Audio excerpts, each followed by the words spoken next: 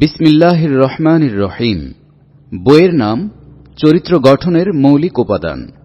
রচনায় নঈম সিদ্দিকী, অনুবাদ Abdul Mannan Talib, প্রকাশনায় ICS publication, Dhaka. প্রকাশকের কথা। ইসলামী সমাজ বিপ্লবের লক্ষ্যে পরিচালিত আন্দোলনে কর্মীদের চরিত্রই মুখ্য হাতিয়ার। সেই শানিত হাতিয়ার অর্জনের উপায়সমূহ সংক্ষিপ্ত অথচ সুন্দরভাবে আলোচিত হয়েছে এই বইটিতে। যারা ইসলামকে একটা জীবন ব্যবস্থা হিসেবে জীবনের সর্বস্তরে প্রতিষ্ঠিত করতে চায়, তাদের মধ্যকার প্রবল আগ্রহই আমাদেরকে বইটি পুনঃ প্রকাশে উৎসাহ দিয়ে যাচ্ছে বারবার। বইটি পড়ে তারা এর আলোকে চরিত্র গঠন করুক, এটাই আমাদের একান্ত কামনা। লেখক পরিচিতি। নঈম সিদ্দিকী উপমহাদেশের ইসলামী আন্দোলনের একজন প্রথম সারির নেতা। ২০ শতকের প্রথমার্ধে ব্রিটিশ শাসিত ভারতীয় উপমহাদেশে ইসলামী রাষ্ট্র প্রতিষ্ঠার অঙ্গীকার নিয়ে আল্লামা সৈয়দ আবুল আলা মওদুদীর আহ্বানে সর্বপ্রথম মুষ্টিমেয় যে কয়জন মুজাহিদ এগিয়ে আসেন এবং তাদের সার্বিক যোগ্যতা, সামর্থ্য ও প্রচেষ্টা ইসলামী আন্দোলনের বুনিয়াদ রচনায় নিয়োজিত করেন, নঈম সিদ্দিকী তাঁদের অন্যতম। আল্লামা সৈয়দ আবুল আলা মওদুদী প্রতিষ্ঠিত মাসিক তর্জমানুল কোরআন সম্পর্কে নিঃসন্দেহে বলা যায়, হিমালয়ান উপমহাদেশে ২০ শতকের ইসলাম ও ইসলামী আন্দোলনের ইতিহাস রচনার ক্ষেত্রে এর অবদান সর্বাগ্রে উল্লেখযোগ্য। সৈয়দ আবুল আলা মওদুদীর জীবদ্দশায় এবং তার ইন্তেকালের পরও দীর্ঘকাল নঈম সিদ্দিকী এ আন্তর্জাতিক পত্রিকাটির সম্পাদনায় নিয়োজিত থাকেন এবং অত্যন্ত যোগ্যতার সাথে নিজ দায়িত্ব পালন করেন। উপমহাদেশে ইসলামী আন্দোলনের সূচনার পর এখানে সামাজিক, রাজনৈতিক, অর্থনৈতিক, সাহিত্য, সংস্কৃতি ইত্যাদি বিভিন্ন অঙ্গনে যে বিভিন্ন প্রকার পরিবর্তন সূচিত হয় তা সার্বিকভাবে উল্লেখযোগ্য। বিশেষ করে সাহিত্য অঙ্গনে এ সময় মার্ক্সবাদী ভাবধারার অনুপ্রবেশ ঘটেছিল ব্যাপকভাবে। উর্দু, হিন্দি, বাংলা ইত্যাদি বড় বড় ভাষাগুলোর সাহিত্য অঙ্গন মার্ক্সবাদী সাহিত্যিকদের ধর্মবিদ্বেষ ও শ্রেণী সংগ্রামে উচ্চকিত হয়ে উঠেছিল। তারা তাদের সাহিত্যের নাম দিয়েছিল প্রগতিবাদী সাহিত্য। সেক্ষেত্রে ৪০-এর দশকেই নঈম সিদ্দিকীর কবিতায় ও গল্পে ধ্বনিত হয় সাহিত্যে প্রগতিবাদের নামে সার্বিক নৈরাজ্যের বিরুদ্ধে ইসলামের মানবিক নৈতিকতাবাদ। এ সময় উর্দু কবিতায় ও তথা সাহিত্যে তিনি ইসলামের জিহাদি ও আন্দোলনমুখী চরিত্রের একটি জোয়ার সৃষ্টি করেন। তার সাথে একদল কবি ও সাহিত্যিক এগিয়ে এসে এ ধারাকে পরিপুষ্ট করেন। তাদের এ ধারা ইসলামী আদব তথা ইসলামী সাহিত্য নামে অভিহিত হয়। এ ধারার পৃষ্ঠপোষকতা করে নঈম সিদ্দিকীর প্রতিষ্ঠিত মাসিক পত্রিকা চেরাগে রাহ। তিনি সুদীর্ঘকাল এ পত্রিকাটি সম্পাদনা করেন। নঈম সিদ্দিকী একাধারে কবি, ঔপন্যাসিক, গল্পকার, প্রাবন্ধিক, গবেষক। তবে পরবর্তীকালে ইসলামী মননশীল ও গবেষণামূলক প্রবন্ধ সাহিত্য রচনায় তিনি আত্মনিয়োগ করেন। এ পর্যায়ে মহানবী সাল্লাল্লাহু আলাইহি ওয়াসাল্লামের সিরাতের ওপর লেখা তার মুহসিনে ইনসানিয়াত নামক বিশাল সিরাত গ্রন্থটি বিপুল জনপ্রিয়তা অর্জন করে।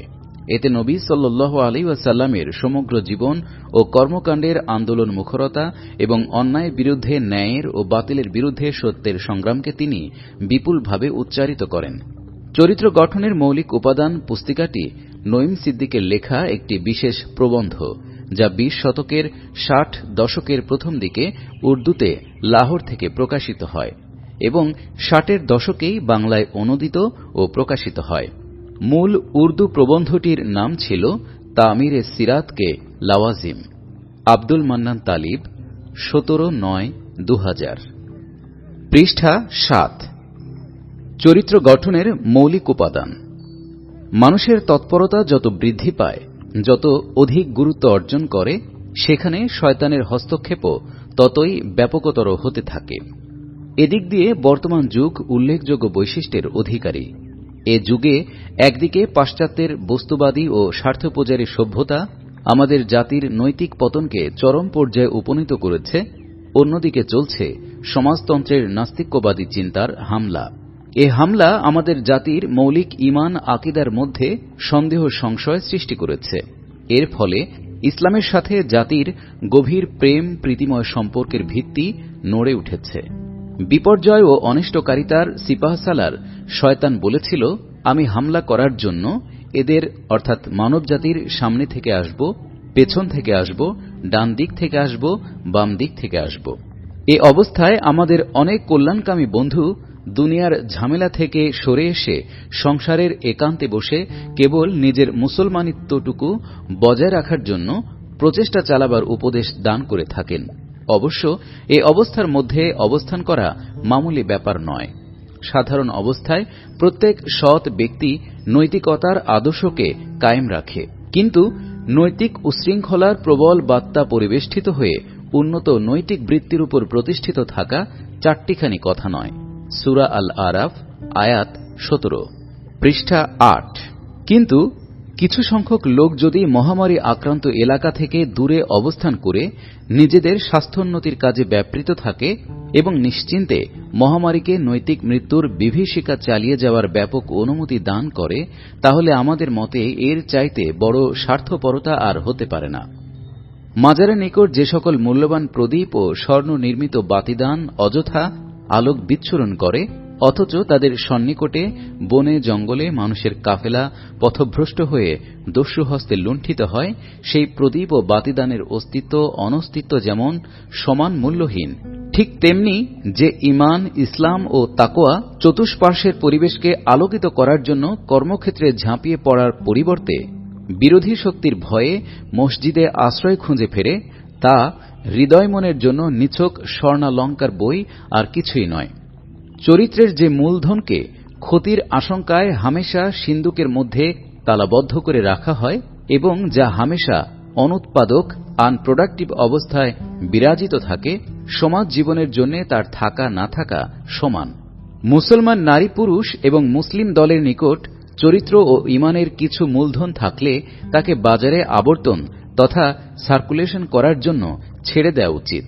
তারপর মূলধন নিয়োগকারীদের মধ্যে যোগ্যতা থাকলে সে মূলধন লাভসহ ফিরে আসবে, আর অযোগ্য হলে লাভ তো দূরের কথা, আসল পুঁজিও মারা পড়বে। কিন্তু বাজারে আবর্তিত হতে থাকার মধ্যেই পুঁজির সার্থকতা। অন্যথায় যত অধিক পরিমাণ পুঁজি জমা করা হোক না কেন, তা পুরোপুরি ব্যর্থ হতে বাধ্য।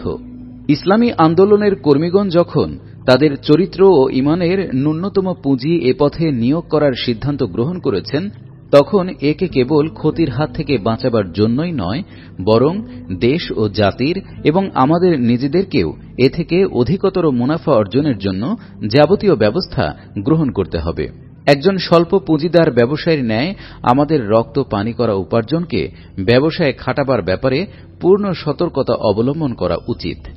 এর পরিচালনা ও দেখাশোনার জন্য যাবতীয় উপায়ও অবলম্বন করা কর্তব্য। মহামারী আক্রান্ত এলাকায় জনগণের সেবা করার জন্য আমাদের নিজেদের স্বার্থ রক্ষার সম্ভাব্য সকল ব্যবস্থা করা প্রয়োজন।